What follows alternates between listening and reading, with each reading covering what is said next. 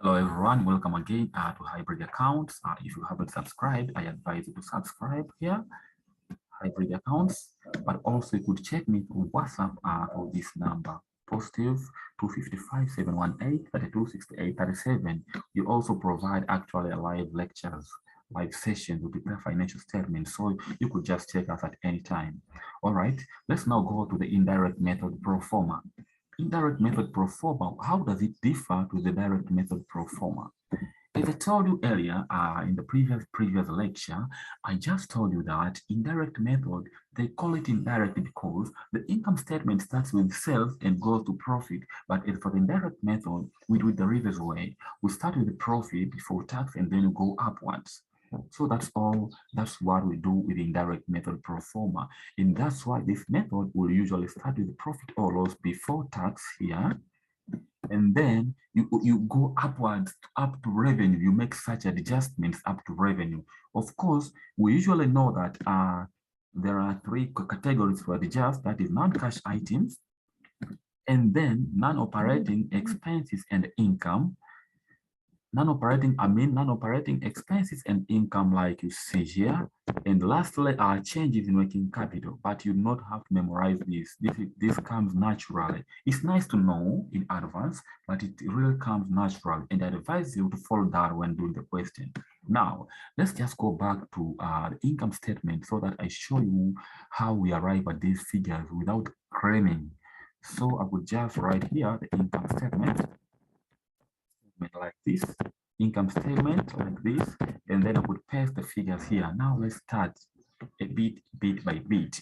We started with the profit or loss before tax, and then here we have adjustment. So first of all, you adjust for non-cash items. Now, if I do not need to go this way, you know, it's very known. You can do it this way, but I would like us to start, as I told you, you start from bottom to top. So I said that we started from profit before tax.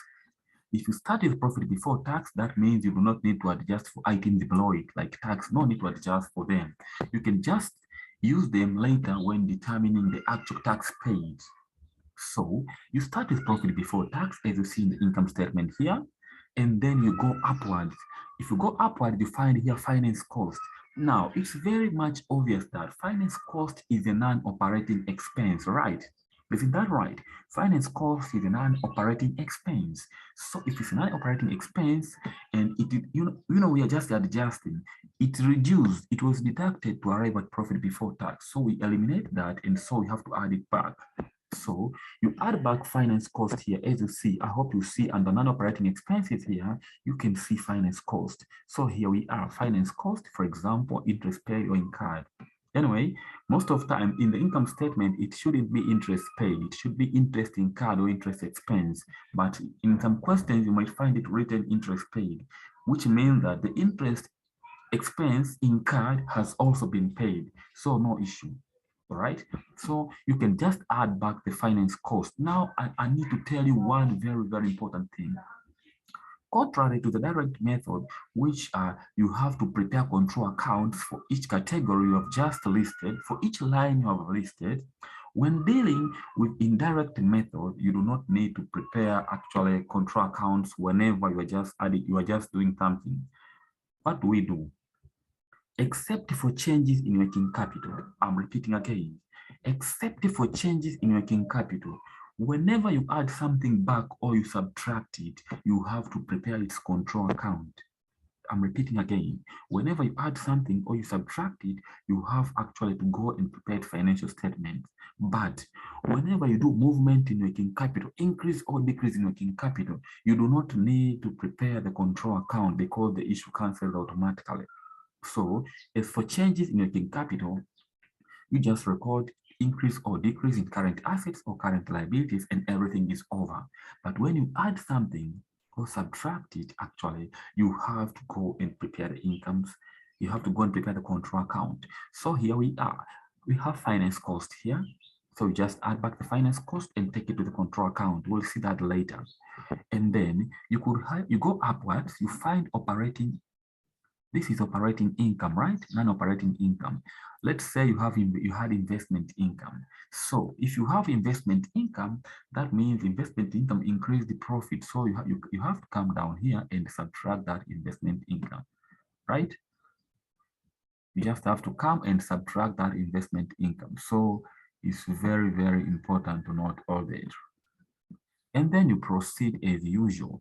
If you come, that's why you have something like finance cost and investment income, which you have deducted here. Investment income deducted, finance cost added. And then you proceed. If you go upward, you will find operating expenses. Now, operating expenses differ. You could have, and as for operating expenses, you could find, let's say, depreciation. Depreciation is a non-cash expense, depreciation or amortization, which means that they reduce the profit. So to adjust for them, you have to add back depreciation or amortization. After adding them back, you have to take them back to the control accounts, which is usually property, plant, and equipment, or you could have intangible assets. So just go and take them to the control account. Do not delay, do not just add back and then stay quiet. You have to go to the control account directly to do that, right?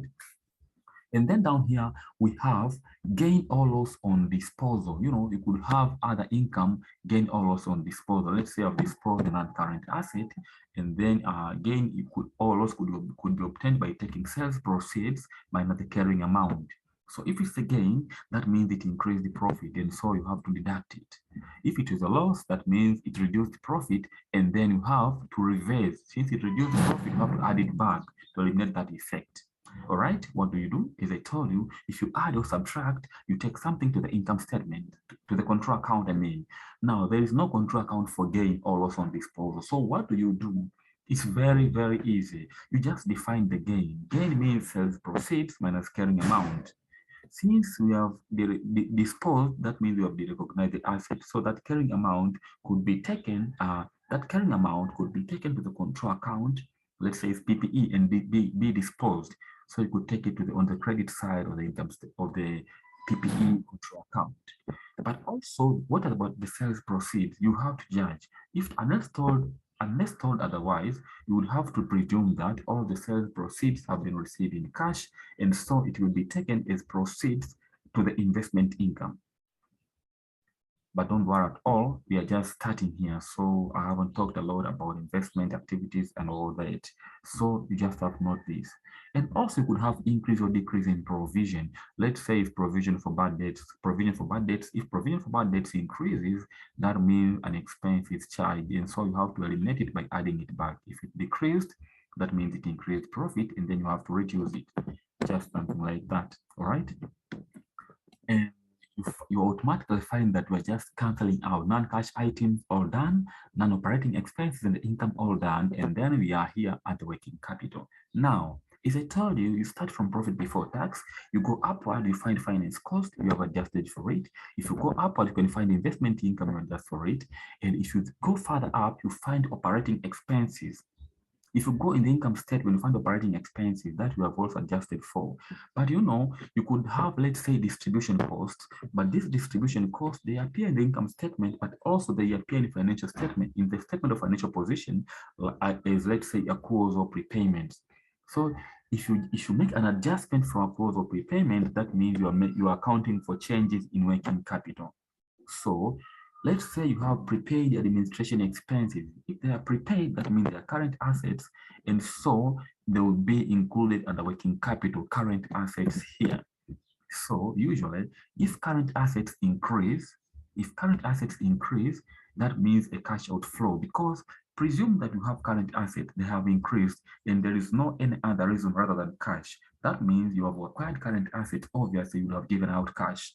So increase in current assets.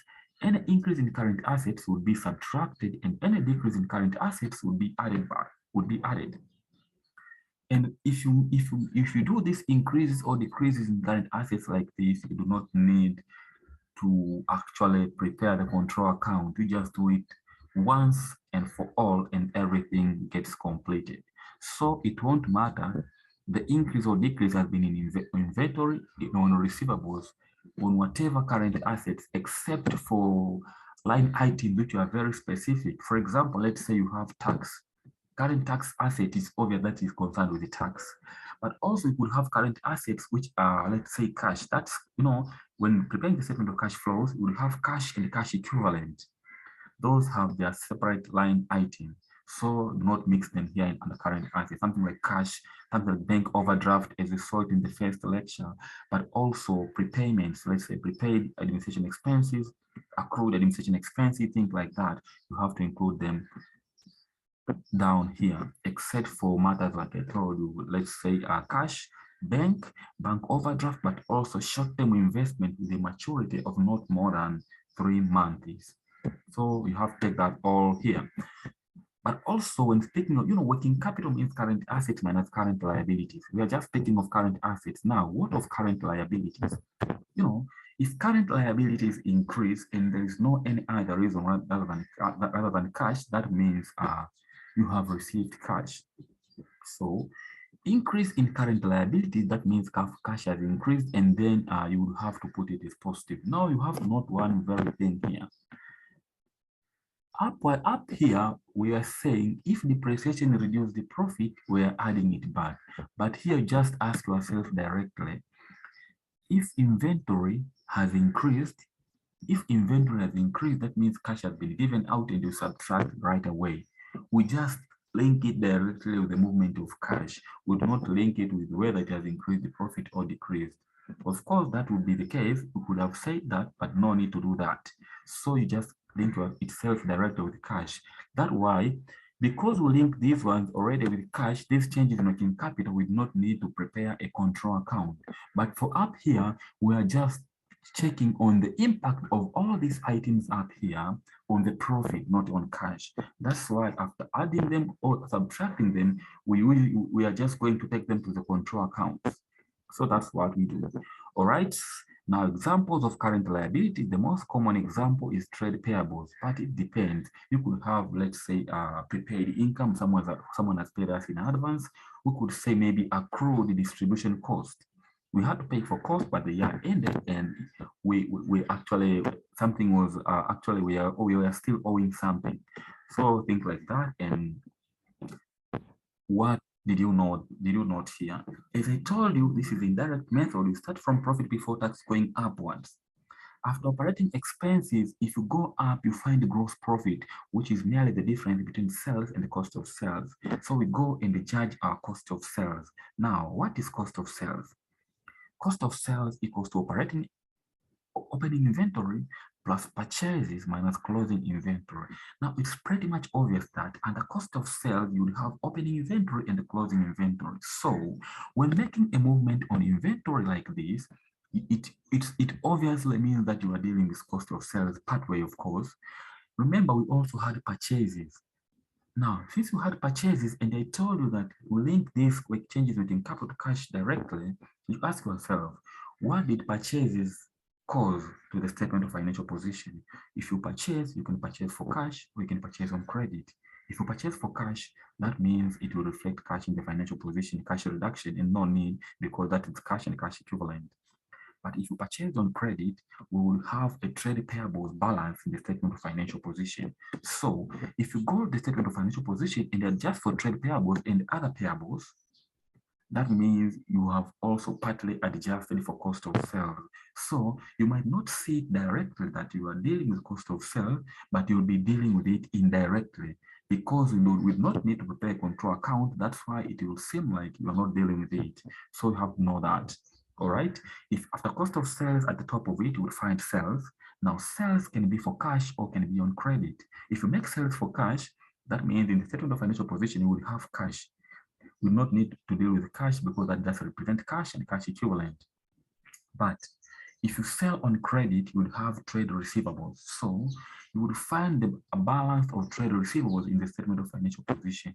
So adjusting the balance of receivables in the statement of financial position automatically means adjusting for sales. So I hope you have got the idea behind this. Do not just cram and say that, oh, we would have 3 major categories, we would have non-cash items, we would have non-operating expenses and income, and then we'll have change in working capital. It's nice to know that, but also it's nice when you are doing something actually in the first principles way. You just take the first principles, you tackle the question regardless of how it has come. So you have to be very careful on that. Right after adding them and subtracting them, you will have cash inflows or outflows from operating activities. That means you started from profit before tax, you would have gone up to the sales. What have we remained with? We go back to our profit before tax and you go down it. We just check what we found out down there. Now, after profit before tax, down it, you will find tax. You will find tax, so you have to go to the control account and directly compute for income tax paid. If it's income tax that maybe you have been given back, it will also include that. And then what of interest paid? We already had adjusted for finance cost here, but we remember that we added it back. And I told you, when you add it back, you have to go to the control account to find out the actual interest paid. Now that actual interest paid reflects financing activities. It should have gone to the financing activities, but as I told you earlier, interest paid can be put here under operating activities. Do not mix it with operating. No, operating activities ended up here, but to get net operating activities, we also usually deduct interest paid, although it's not a must to do it. But this is a very, very common practice, so we usually do that.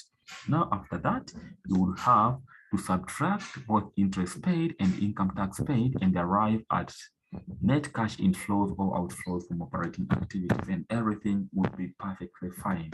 So I hope everything is fine. And now what follows next is investing activities and financing activities, after which would have to go to a very, very comprehensive example. All right, thank you very much.